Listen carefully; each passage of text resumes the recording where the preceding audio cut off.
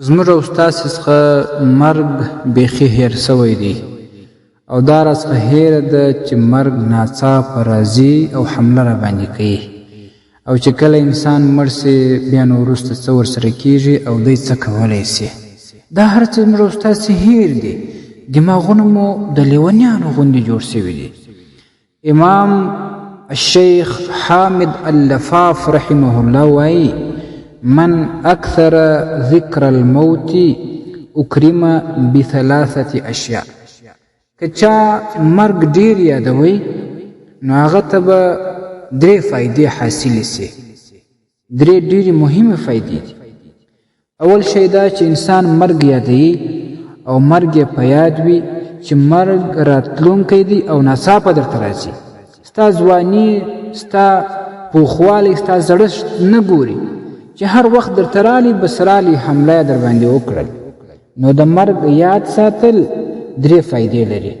یو دا چې تعجیل التوبه، الله رب العالمین و دې انسان ته توفیق نصیب کړي چې ژر توبه وباسي او هغه تیر ګناهونه الله رب العالمین ورته معاف کړي.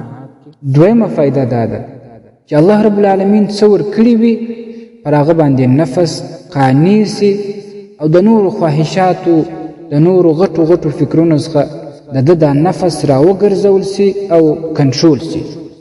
درېمه فایده دا ده چې په عبادت کې د ده دا وجود ډېر چسب او چالاکه وي.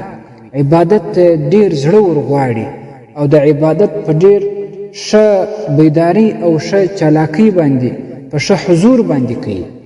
دا د مرګ یادولو درې عظیمې فایدې دي.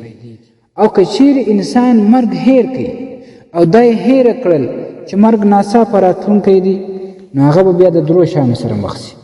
یو دا چې الله رب العالمین به توفیق ورته نصیب نه کړي چې ژر توبه وباسي.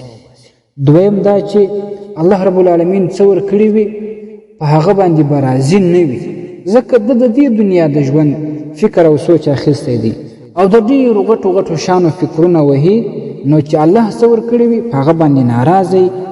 او دریم تاوان دا چې په عبادت کې به کمزوري او سست وي.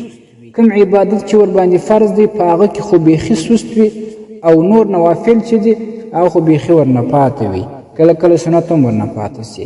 نو دا بیا که څوک مرګ هیر کړي نو دا تاوانونه هم لري. موږ او تاسې خپله داسې جوړ سوي یو چې مرګ راڅخه هیر دی. دا اوس کې ګورئ د دې کوچني اختر په میله باندې 5 ځوانان په میله موټر کې تللي وه او د ترافیکي حادثې څخه دا 5 ځوانان 5 سره شهیدان شول او په دې 5 ځوانانو کې 3 ورونه وه د یو کور شهیدان شول. دوی په میله تللي. کله به دا فکر و چې د دې خوا په میله ولاړ سه او د ها خوا دې 5 جنازې پر یوه ځای باندې راوړي، 5 سره دې په 1 ساعت کې شهیدان سي. نو دا مرګ داسې ناڅاپه راتلونکی دی. باید د خپل ځان سره حساب کتاب ولرو او مرګ مو په یاد وي، الله تعالی ته مو رجوع وي، الله رب العالمین ته متوجه سو او ژوند په سنتو باندې تیر کو. دا ژوند ډیر مختصر دی او مرګ ناڅاپه راتلونکی دی. باید آمادګي ولرو او ورته تیار یو. په داسې حال کې باید مرګ را نسي په ګناه باندې اخته یو او یا په داسې حال کې مرګ راته راسي چې بې توبې ولاړ سو. باید دا مرګ ته داسې آماده یو او دا مو فکر وي چې بس په سبا کې په بل سبا کې په بل سبا کې مرګ حمله را باندې کوي او زه ورته تیار یم.